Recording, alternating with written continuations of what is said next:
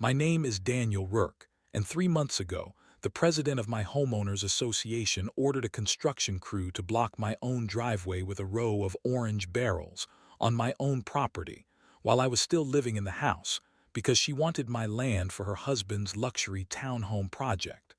I have the emails. I have the recordings. I have the county zoning board on speed dial. And by the time I was finished with Marlene Ashcroft and her precious association, her husband's multi-million-dollar development was buried under so many legal holds that not a single shovel touched that ground for over a year. This is the story of how a woman who thought she owned an entire neighborhood found out she didn't even own the ground she was standing on. I need to back up, because none of this makes sense unless you understand who I am and why I never should have been anyone's target in the first place. I grew up 2 streets over from where I live now, in a working-class part of town before it got fancy, before the HOA even existed. My dad drove a delivery truck for 26 years and my mom did the books for a plumbing company. We didn't have money. What we had was a piece of land that had been in my family since 1978, a modest 3-bedroom house on just under an acre, with an old gravel driveway that curved around a stand of oak trees my grandfather planted with his own hands. When my parents passed, the house came to me. I was 34 years old, single, working as a structural engineer for a firm downtown, and I made the decision that a lot of people thought was crazy.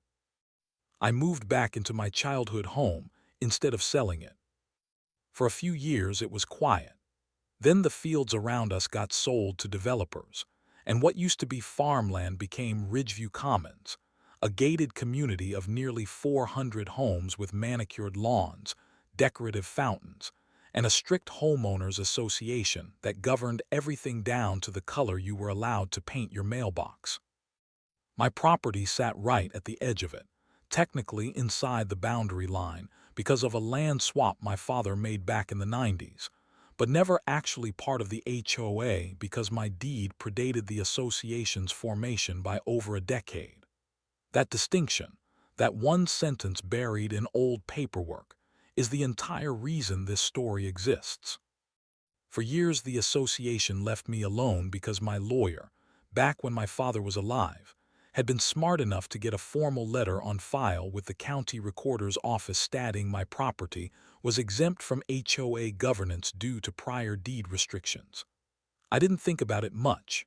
I paid my property taxes, I mowed my own lawn, I waved at my neighbors, and life went on.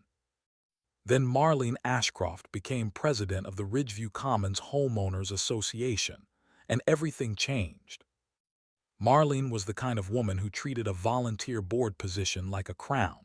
She drove a white SUV with a vanity plate that said Queen RV. She wore sunglasses that cost more than most people's car payments, and she had built her entire identity around controlling every square inch of that neighborhood. Under her leadership, the HOA newsletter turned into a weekly list of citations. Grass too long, trash cans visible from the street, a basketball hoop left out overnight. People got fined for things that used to be considered normal homeownership. I stayed out of it because none of it applied to me. My property wasn't part of the HOA. I thought that made me safe. I was wrong, because Marlene's husband, a real estate developer named Roger Ashcroft, had his eye on something much bigger than mailbox colors. Roger ran a company called Ashcroft Premier Developments, and he had been quietly buying up parcels of land along the northern edge of Ridgeview Commons for almost 2 years, assembling a plot large enough to build what he was calling the enclave at Ridgeview, 40 luxury townhomes starting at $800,000 each. The problem for Roger was simple.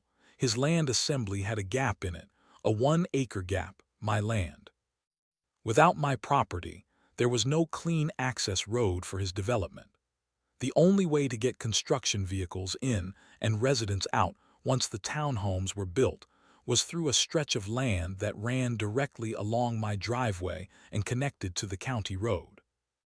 Roger needed either an easement across my property or the property itself, and he needed it badly, because he had already sold pre-construction contracts to buyers based on renderings that showed a grand entrance road cutting exactly where my driveway currently sat. I didn't know any of this yet. All I knew in the beginning was that a woman I barely spoke to started smiling at me a little too warmly at the mailbox. It started with a knock on my door on a Saturday morning in early spring. Marlene stood there in a blazer, holding a leather portfolio like she was about to sell me insurance, and told me she wanted to discuss a wonderful opportunity for the neighborhood. She explained that the association was exploring a beautification and access improvement initiative, and that my property sat in a key location for what she called optimized traffic flow. She asked if I would be willing to meet with her husband to discuss selling a portion of my land. I told her I wasn't interested, politely but clearly. The house was my parents' house. It wasn't for sale and no portion of it was for sale. She didn't like that answer. I could see it in the way her smile tightened at the corners. She said she understood, of course, but that these things had a way of becoming necessary eventually, and that it would be a shame if the neighborhood's growth left certain properties behind. I remember standing in my doorway thinking that was a strange thing to say to someone about their own home, but I let it go. I had no idea it was a warning. 2 weeks later, I got my first letter from the Ridgeview Commons Homeowners Association. It was addressed to me directly, citing a violation of Section 4.2 of the community bylaws regarding unapproved landscaping, specifically the oak trees along my driveway, which the letter claimed obstructed sightlines for community vehicle access and needed to be removed within 30 days or the association would arrange for removal at my expense. I laughed when I first read it because it was so obviously wrong. My property wasn't governed by the HOA. I had the letter from the county proving it. I assumed it was a clerical mistake, some new board member who didn't know the history, so I did what any reasonable person would do. I wrote back, calmly, attaching a copy of the original exemption letter from 2011, and explained that my property was not subject to HOA regulations under the terms of the original deed agreement. I thought that would be the end of it. It was only the beginning. 3 days later, I got a second letter, this one more aggressive, stating that the association's legal counsel had reviewed my claim and determined that the exemption applied only to the house structure itself and not to the surrounding land, a legal interpretation that was, as I would later confirm with 3 separate attorneys, completely fabricated. There is no such distinction in property law. An exemption on a deed does not apply only to a building and not the dirt underneath it. It was nonsense, dressed up in official-looking letterhead to intimidate someone who might not know better. I still didn't panic. I filed the letter away, kept living my life, kept working my job, kept driving in and out of my own driveway every single day like I had for years. What I didn't realize was that Marlene Ashcroft was not the kind of woman who took no for an answer, and she was not going to let something as small as the actual law get in the way of her husband's $40 million development. The next 4 months became a slow, grinding campaign of harassment dressed up as neighborhood governance. Fake violation notices arrived almost weekly. I was cited for the color of my gravel. I was cited for a shed that had stood on the property since before I was born. I was cited for parking my own truck in my own driveway. Every letter came with a fine attached, fines I never paid because I had zero legal obligation to pay them. But each unpaid fine got added to a growing file that Marlene's husband's attorney was clearly building for something. Then came the incident with my mail. For almost 3 weeks, my mail started arriving late, sometimes not at all, and when I finally caught the substitute carrier and asked what was going on, she told me, hesitantly, that she'd been given a note from someone identifying themselves as the HOA president saying my address was under dispute and deliveries should be held pending resolution. That was a flat-out lie told to a federal postal worker. And I have no doubt now that Marlene was trying to create a paper trail, suggesting my address itself was somehow invalid. laying groundwork I wouldn't understand until much later. Then came the day the water main near my property mysteriously burst, flooding the low corner of my yard closest to the road, and an emergency crew showed up within hours claiming they had authorization from the HOA to access the affected area, an area that included my driveway. I came home from work to find two utility trucks parked across the entrance to my property and a foreman who told me, with a straight face, that repairs might take several days and that I should find alternate parking on the street until it was resolved. That was the first time it hit me that this wasn't random bad luck. This was coordinated. I want to be honest about something. For a while I considered just giving in. I'm not a naturally combative person. I'm an engineer. I like clean solutions and quiet evenings, and the idea of fighting a homeowners association with a legal team and apparently unlimited patience for petty warfare exhausted me before it even started.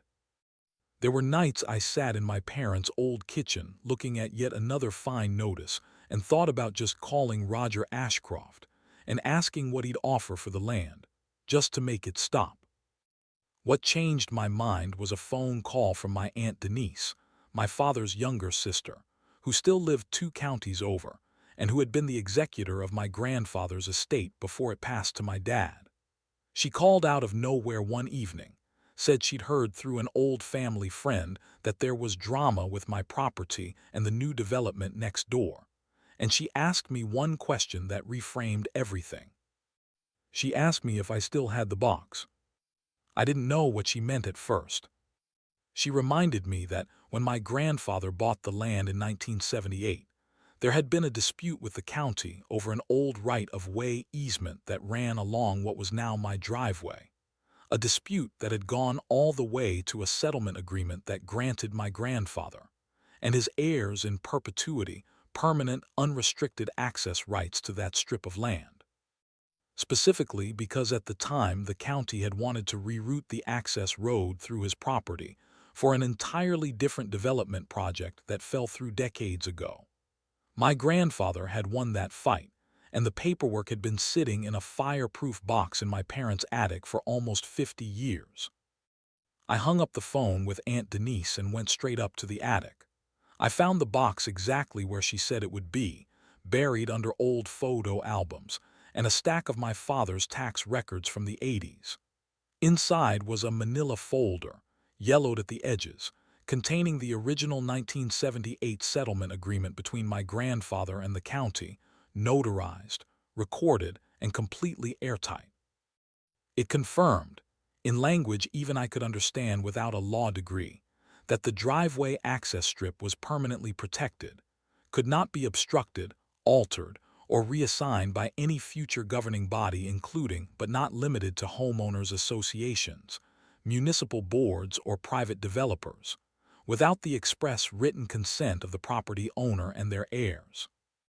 I sat on the floor of that attic for a long time just staring at that document, because I finally understood something important. Marlene Ashcroft wasn't harassing me because she thought she could bully me into giving up my land easily. She was harassing me because she and her husband had likely already found out about that old settlement agreement, or at least suspected it existed, and they knew that as long as it was buried in an attic and I didn't know how to use it, they had time to either wear me down into selling voluntarily or manufacture enough fake violations to make my life so miserable I'd cave. What they didn't count on was Aunt Denise remembering, and they definitely didn't count on what happened 3 weeks later, on a Tuesday morning in June, the day Marlene decided to stop playing games and go straight for the driveway itself. I woke up that morning to the sound of heavy machinery. I looked out my bedroom window and saw a construction crew, 5 men in hard hats, unloading orange traffic barrels and a portable chain link fence panel directly across the entrance to my driveway. Behind them sat a flatbed truck with Ashcroft Premier Developments printed across the side in gold lettering, and standing next to it, arms crossed, sunglasses on despite the early hour, was Marlene Ashcroft herself. I threw on clothes and went outside, and by the time I got to the end of my driveway, the barrels were already up, and a laminated sign zip tied to the fence panel read Property Access, Restricted Pending HOA Resolution, Ridgeview Commons Board of Directors. I asked her, as calmly as I could manage with my heart hammering in my chest, what exactly gave her the right to block access to my own property. She told me, with the kind of smile people wear when they think they've already won, that per the unresolved violations on my account and the pending land use review, the association had determined temporary access restriction was necessary for community safety, and that if I had a problem with it, I could take it up with the board at the next scheduled meeting, which happened to be 5 weeks away. I told her I was calling the police. She told me to go ahead, that this was private community property and law enforcement had no jurisdiction over internal HOA matters. She actually believed that. She said it like it was a fact, not a bluff, and that told me everything I needed to know about how untouchable she thought she was. I did call the police. 2 officers showed up within 20 minutes, and to Marlene's visible shock, they didn't side with her. One of the officers, a sergeant named Willis who had clearly dealt with HOA disputes before, told her plainly that unless she could produce a court order or documented legal authority granting the association control over my specific parcel, blocking access to a private residence was a civil rights violation and potentially trespassing, and he strongly advised her to remove the barrels immediately.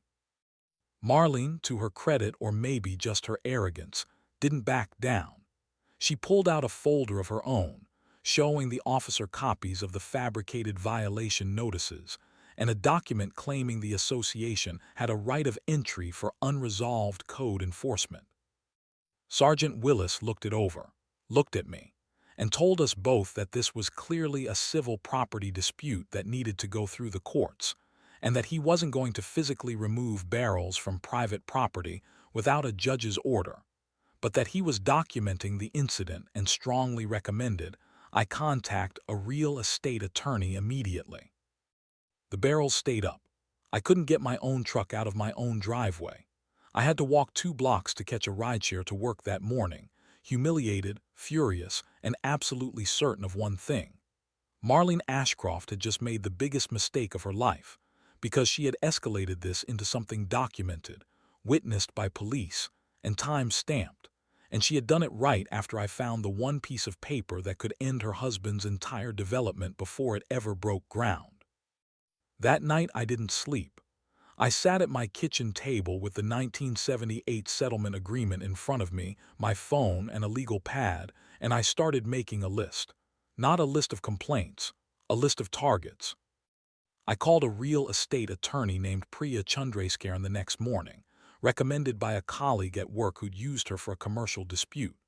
I brought her the settlement agreement, the fabricated violation notices, the water main lie, the mail tampering, and photos of the barrels blocking my driveway with a clear timestamp. She read through everything twice, and then she looked up at me and said something I will never forget. She said, "Daniel, they didn't just make a legal mistake here. They committed multiple actionable offenses, and depending on how deep this development financing goes, we might not just be defending your driveway. We might be able to end their entire project." That was the moment this stopped being about protecting my property and became something much bigger. Because if the only viable access road to a 40-unit luxury development ran through land that was legally, permanently, and irrevocably protected from exactly this kind of obstruction, then Marlene Ashcroft hadn't just harassed one homeowner.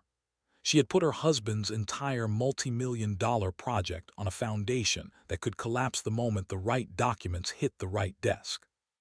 Priya asked me if I was ready to fight this properly, not with more angry phone calls, not with more shouting matches at the end of my driveway, but with a coordinated legal strategy designed to hit every single point of failure in what the Ashcrofts had built: county zoning, HOA governance law, construction permitting, even, she suspected, securities issues with how Roger had pre-sold units before securing guaranteed access. I told her I was ready. What neither Marlene nor Roger Ashcroft understood, as they stood at the end of my block driveway congratulating themselves on a job well done, was that the quiet engineer they thought they could bully into submission had just spent his entire adult life reading blueprints, understanding structural weaknesses, and finding the exact point where pressure applied in the right place brings the whole thing down. They had built their luxury development on a crack in the foundation, and I had just found it. The barrels came down 4 days later, not because Marlene had a change of heart, but because Priya sent a cease and desist letter so thoroughly documented, citing the exact statutes on private property access obstruction, the original 1978 settlement agreement, and a formal notice that we were preparing to file for an emergency injunction along with a civil suit for damages, that even Marlene's own attorney apparently told her to back off immediately before this became something far more expensive than a driveway dispute. But removing the barrels wasn't a retreat. It was Marlene Ashcroft regrouping, and I could feel it the moment the trucks pulled away because she didn't look defeated when she left. She looked like a woman rescheduling, not surrendering, and that unsettled me more than the barrels ever had. Priya warned me about exactly this. She told me that people like Marlene, people who built their entire sense of self around being the one in control of a neighborhood, do not respond to a single setback by quitting. They respond by getting angrier and more creative, and the fact that we had embarrassed her in front of 2 police officers on a public street meant she now had a personal reason to win, not just a financial one. Priya said something that stuck with me for the rest of this fight. She said, the moment you make it personal for someone who has resources and no shame, you have to assume they will use every resource they have, and you have to be ready before they move, not after. So we got ready. Over the next 2 weeks, Priya and I built what she called the file, a single organized binder containing every violation notice I had ever received with a side-by-side comparison to the actual bylaws, proving each one was either fabricated or misapplied, time-stamped photos of the barrel blockade, a written statement from Sergeant Willis confirming what he witnessed, a certified copy of the 1978 settlement agreement with a fresh notarization to remove any doubt about its authenticity, and a formal letter to the Ridgeview Commons Board demanding they produce, in writing, any legal basis for claiming jurisdiction over my property at all. That last piece was the one that mattered most, because Priya knew something I didn't yet fully appreciate. HOA boards live and die by paperwork. If Marlene couldn't produce a legitimate governing document proving my parcel had ever been legally annexed into the association, then every single fine, every citation, every claim of authority she had ever made against me was not just wrong. It was potentially fraudulent, and fraud committed by a nonprofit board acting in an official capacity opens up liability not just for the association but for Marlene personally. We sent that letter on a Friday. Marlene did not respond by Monday or by the following Monday. Instead, something stranger happened. I started noticing unfamiliar cars parked at the end of my street, county vehicles with municipal plates, and one afternoon I came home to find a man in a polo shirt with a county logo measuring the width of the road near my property line with a laser tool, taking notes on a tablet. I asked him directly what he was doing, and he told me, politely but vaguely, that he was conducting a preliminary right-of-way assessment as part of a development infrastructure review requested by the county planning office. When I asked who requested it, he said he wasn't authorized to share that information, but the timing told me everything. Roger Ashcroft, unable to get what he wanted through the HOA, had gone straight to the county, and he was trying to get my driveway reclassified as public right-of-way, which if successful would have let the county, not me, decide what happened to that strip of land, including handing access rights straight to his development. This was the moment the fight stopped being local. It was no longer just Marlene Ashcroft and me arguing over a fence line. It had become a battle against a developer with political connections trying to use a government planning office as a weapon, and if he succeeded, no settlement agreement from 1978 would matter, because the county could simply redraw the boundary lines and call it public infrastructure. I brought this to Priya immediately, and for the first time since we started working together, I saw her genuinely concerned rather than confidently prepared. She told me that right-of-way reclassification requests were usually quiet, bureaucratic, slow-moving things that took months of hearings and public notice periods, which should have given us plenty of time to fight it through proper channels. But she also told me that Roger Ashcroft had a history. She pulled up county records that afternoon and found that Ashcroft Premier Developments had successfully pushed through two similar reclassifications on previous projects in neighboring counties, both involving small residential parcels that stood in the way of larger developments, both approved unusually fast, and both involving a planning commissioner named Gary Feldstein who, it turned out, sat on the board of a charity golf tournament that Roger Ashcroft had personally sponsored for the last 4 years. That was not proof of corruption on its own. Priya was very clear about that.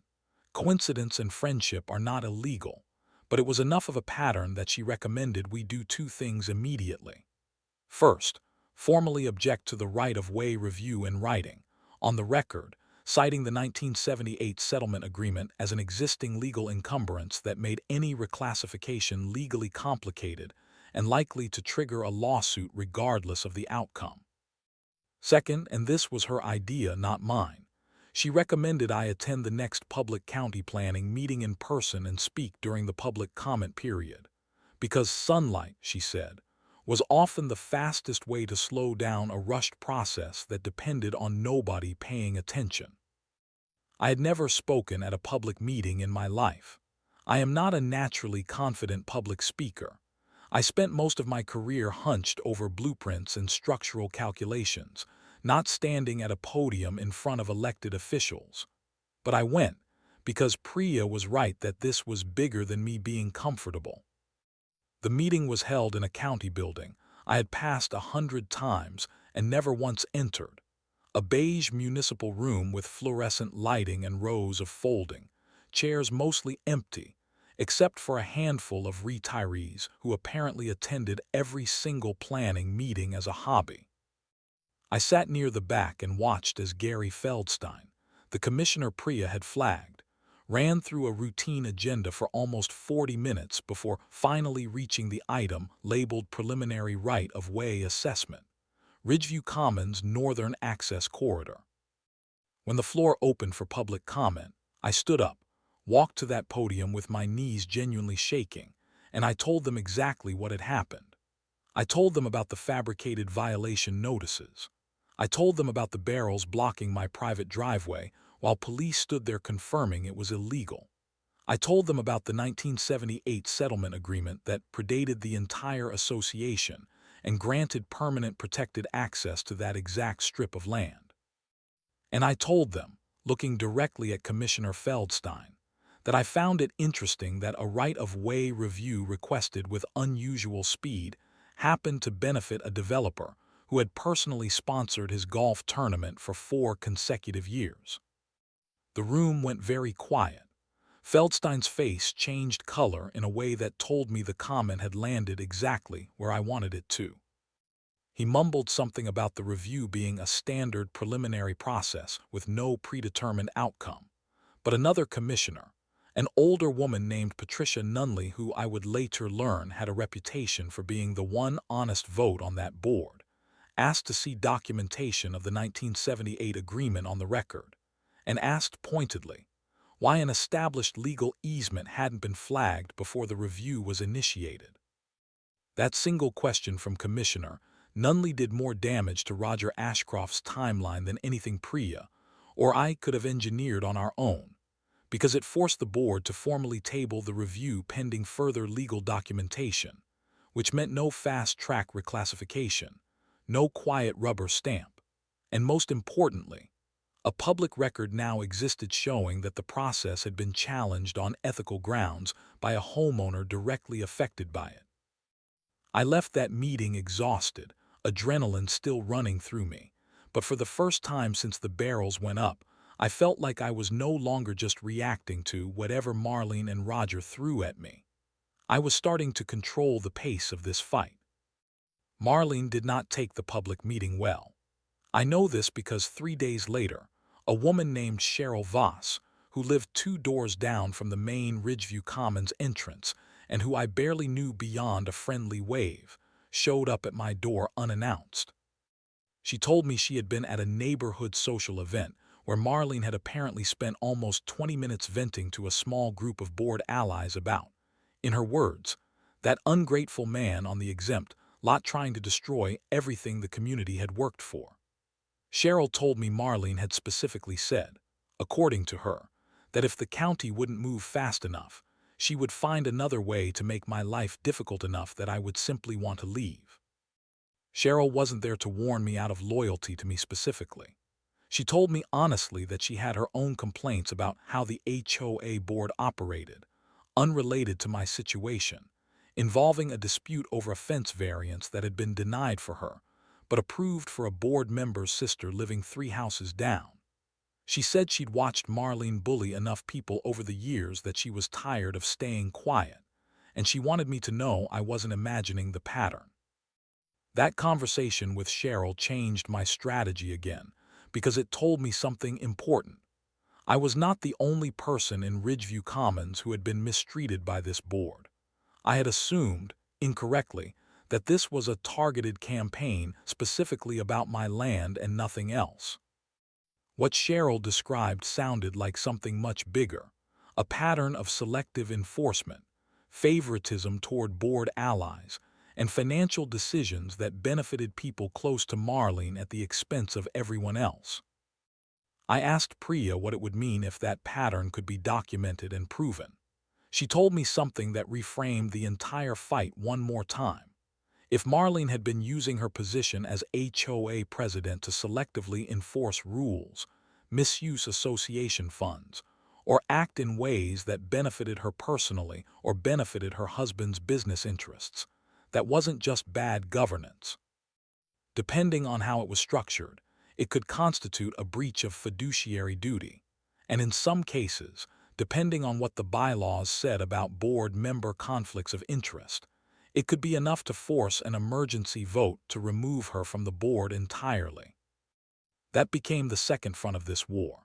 While Priya continued building the legal case around my property and the county right-of-way review, I started, carefully and quietly, gathering stories. I talked to Cheryl again. Through her, I met a retired schoolteacher named Walter Diggs who had been fined nearly $2,000 over 3 years for infractions that were never enforced against anyone else on his street. I met a young couple, Priya and Andre Coleman, no relation to my attorney despite the shared name, who had been denied a solar panel installation permit that the bylaws technically allowed, while a board member's home 2 streets away had identical panels installed without ever going through review. None of these people had connected these dots before, because Marlene had been careful to spread her selective enforcement across enough different residents and enough different years that no single person had enough evidence on their own to make a real accusation stick. But once I started asking questions, once people realized someone was finally taking this seriously enough to document it properly, the stories came faster than I expected. Within 3 weeks, I had 11 different residents willing to go on record, in writing, describing patterns of unfair treatment, mysteriously approved variances for board allies, and financial decisions that never seemed to get properly explained at annual meetings despite bylaws requiring transparency. I want to be clear about something, because this part matters. I was not doing this out of some noble crusade for the entire neighborhood. I want to be honest. My primary motivation was still protecting my own land and stopping Roger Ashcroft's development from steamrolling my family's property. But somewhere in those 3 weeks of conversations on porches and over coffee with strangers who turned out to have similar scars from dealing with Marlene Ashcroft, it stopped being only about me.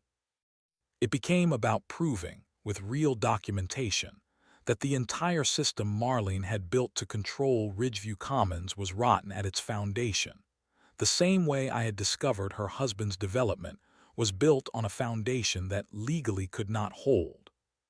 By the end of that month, Priya and I had 3 separate legal fronts moving simultaneously. The property access case, anchored by the ironclad 1978 settlement agreement. The county right-of-way reclassification challenge, now delayed and under ethical scrutiny thanks to Commissioner Nunley's public question. And a growing dossier of HOA governance violations that, if presented properly at the required annual meeting, could trigger a resident vote to remove Marlene from the board entirely under the association's own bylaws regarding breach of fiduciary duty. Marlene had no idea how much ground she had already lost. She was still operating like this was a fight about one stubborn homeowner and a driveway. She didn't yet understand that by blocking my access with orange barrels on a Tuesday morning in June, she had accidentally introduced herself to the one person in her entire neighborhood with both the legal ammunition and the patience to take apart everything she had built, one document at a time. What she did next, though, was something none of us saw coming. Not me, not Priya, not even Cheryl, who had lived next to Marlene's chaos for almost 6 years. Because when the annual HOA meeting date was announced, giving us the exact window Priya needed to formally present the removal petition, Marlene made a decision so aggressive, so far outside normal bounds, that it would end up drawing in the state attorney general's office, freeze Roger Ashcroft's construction financing entirely, and expose a financial arrangement between the two of them that neither one ever expected to see daylight. Before I get to that, I need to tell you about the week everything nearly fell apart, because a story like this always makes it sound clean in hindsight, like every move I made was calculated and confident, and that is not the truth. There was a stretch of about 10 days, right after the county meeting, when I genuinely thought I had overplayed my hand. It started with a letter from an attorney I had never heard of, a man named Bradford Wexler representing Ashcroft Premier Developments directly, not the HOA this time, Roger himself. The letter accused me of interfering with a lawful business enterprise and threatened a lawsuit for tortious interference with contract, claiming that my public comments at the county meeting had jeopardized pre-sale agreements with buyers who were now getting nervous about delays, and that Roger intended to hold me personally financially responsible for any losses tied to project delays if I continued what the letter called a campaign of public defamation against a legitimate real estate venture. I will admit, reading that letter alone in my kitchen at 11 at night, I felt something close to real fear for the first time in this whole ordeal. Up until that point, this had felt like a fight I understood: property law, driveways, documents, things I could hold in my hands. A lawsuit threatening my personal finances over comments made at a public meeting felt like something bigger than me, the kind of thing that could bankrupt a regular person even if they were eventually proven right, because legal defense costs money whether you win or lose. I called Priya that same night, which I almost never did outside business hours, and she picked up on the second ring like she had been expecting exactly this.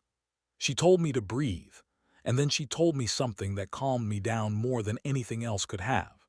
She said tortious interference claims require proof of actual malicious intent and proof of an existing contract that was directly and improperly disrupted, and that speaking truthfully at a public government meeting about your own documented property rights is about as protected as speech gets in this country.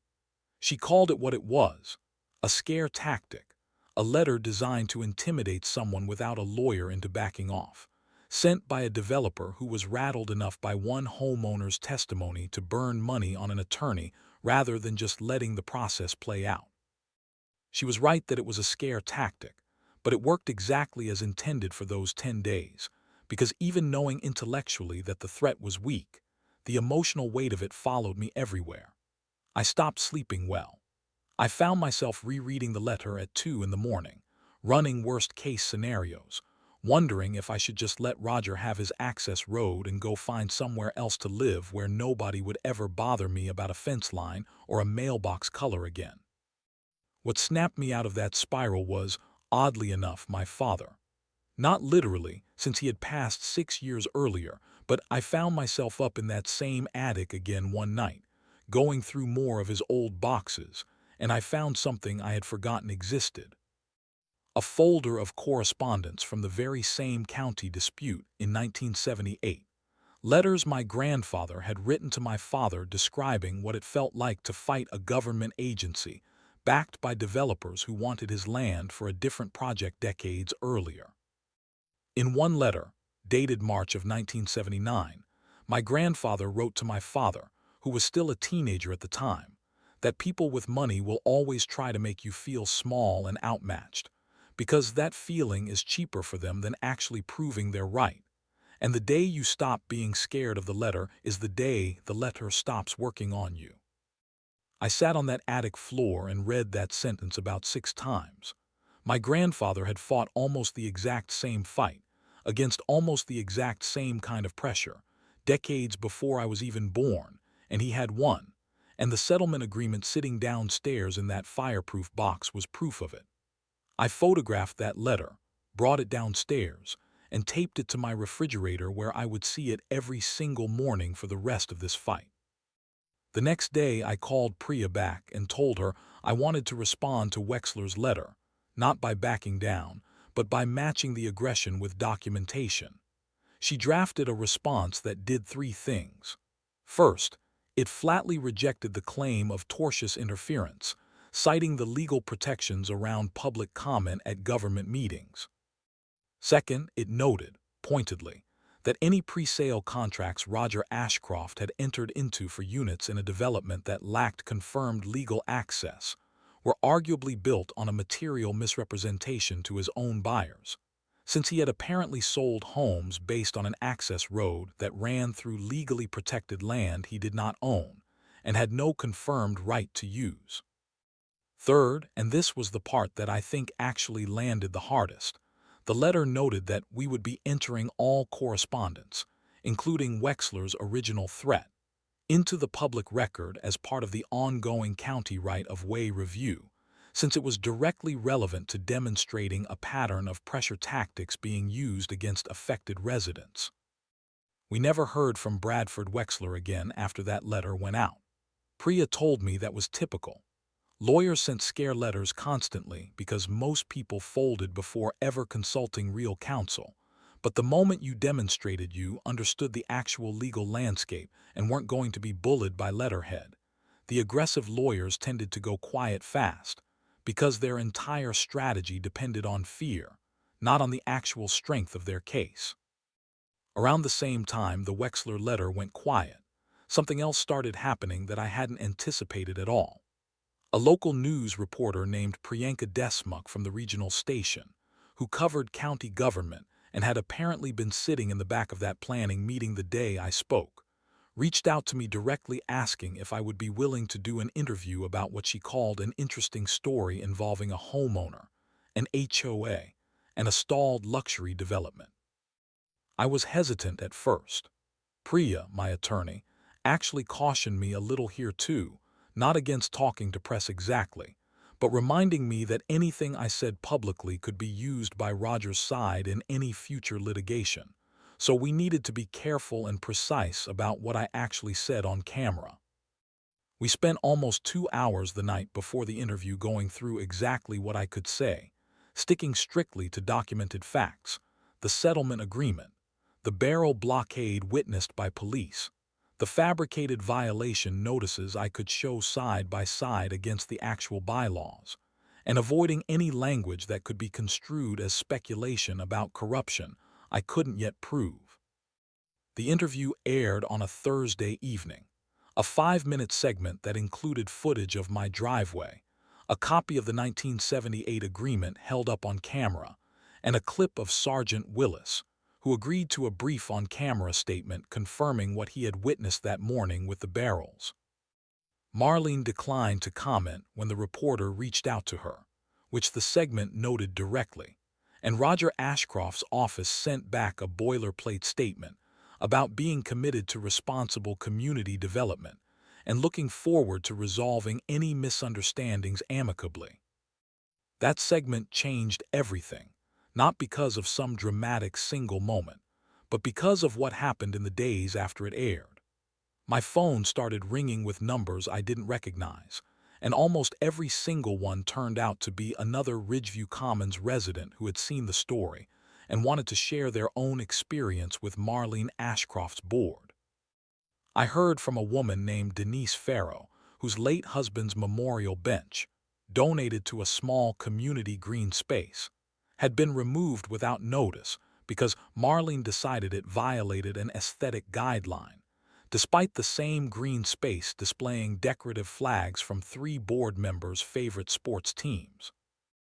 I heard from a contractor named Miguel Ibarra, who told me he had been blacklisted from doing approved work inside Ridgeview Commons after he refused, 2 years earlier, to inflate an invoice for landscaping work that Marlene wanted padded for reasons he never fully understood but strongly suspected involved kickbacks. I want to pause here and say something honestly, because I think it matters for anyone listening to this who has ever dealt with an HOA that felt untouchable. None of these people had come forward on their own before this. Not because they didn't care, but because fighting an HOA alone, as an individual against a board with legal resources and social power in the neighborhood, felt pointless to each of them the way it had initially felt pointless to me. It was only once there was a visible crack in the wall, one homeowner who refused to back down and had the paperwork to prove it, that everyone else who had been quietly harmed over the years finally felt like speaking up might actually matter. Priya took every single one of these stories seriously, and by the time we were 2 weeks out from the annual HOA meeting, we had built something far more comprehensive than I ever expected when this started as a fight over a blocked driveway. We had documented evidence of selective code enforcement. We had a former contractor willing to testify about suspected financial impropriety. We had at least 4 residents with documentation showing variances approved for board allies that had been denied to everyone else under identical circumstances. And we had the county right of way review sitting frozen, delayed indefinitely pending further documentation, thanks to Commissioner Nunley's public question. Roger Ashcroft's development, meanwhile, was bleeding money. I learned this later, but at the time, sitting in my kitchen preparing for the annual meeting with Priya, I had no idea just how much financial pressure was building on his end. Construction loans for developments like his typically come with strict timelines. Lenders expect a project to break ground and reach certain milestones within specific windows, and every month of delay caused by an unresolved access dispute meant Roger was paying interest on a loan for land that legally could not yet be developed, while simultaneously facing nervous pre-sale buyers who had put down deposits on townhomes that increasingly looked like they might never get built. None of us knew yet just how close Roger actually was to a genuine financial crisis.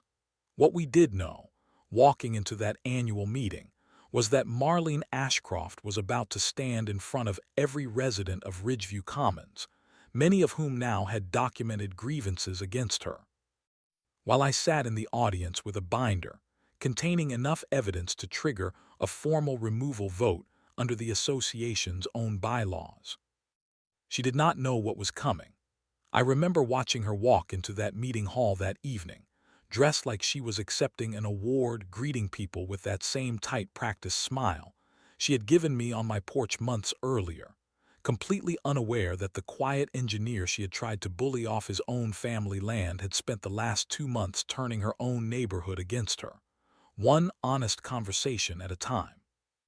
What happened inside that meeting, the moment Priya stood up during new business and formally introduced the removal petition, the moment Marlene's own board members started looking at each other instead of at her, and the financial documents that came out 3 weeks later connecting association funds directly to Roger Ashcroft's development company in a way that would eventually bring in state investigators. All of that is where the next part of this story picks up. And I promise you, it gets far more dramatic than orange barrels on a driveway. Thumbnail text: they blocked my driveway. I buried their project.